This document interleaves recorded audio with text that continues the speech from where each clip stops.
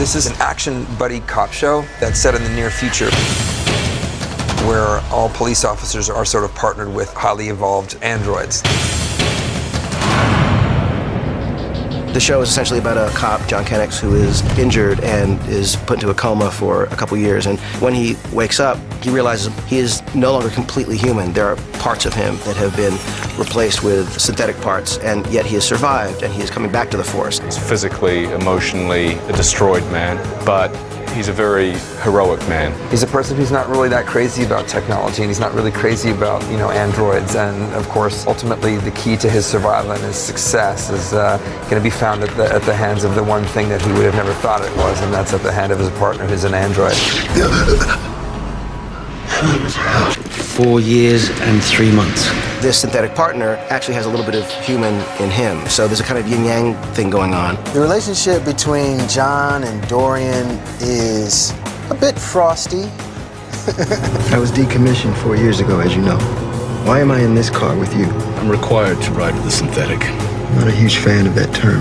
John Kennex doesn't have a great opinion of robots. He doesn't like the fact that human lives are at times put in the hands of these machines. That's very fun, fertile ground to play with as an actor. Synthetics are precise. You just said something like 80%. The actual statistic is 83.42%, but I'm running my colloquialism routine, so I express most data conversationally, man. Terrific.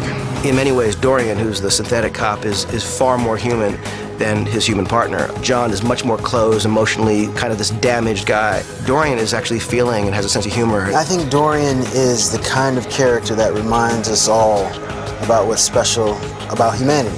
Those are the models that replace me. It's not so far away. It's not so hard to imagine. For me, the futuristic things work the best when it's still imaginable. It's not like everything is suddenly some crazy Jetsons futuristic world. It feels very real, very relatable, but it allows you to sort of have hyper-real stories. Stories about bad guys that are doing things that are scarier, larger, more unexpected than you could do today. This is something that is a muscular, down-the-middle, really cool show that you can jump in at any time. I think a lot of people will really love this show. There's drama, there's action, there's something for everyone. I think that the tone of the show, despite the premise, is real, funny, scary. It's sort of everything that we love kind of in one show. What this really is a police drama. It's about those special people that don't sleep so we can. And it's about what makes those people tick. There are other ways, Detective. I'm questioning this man, not you.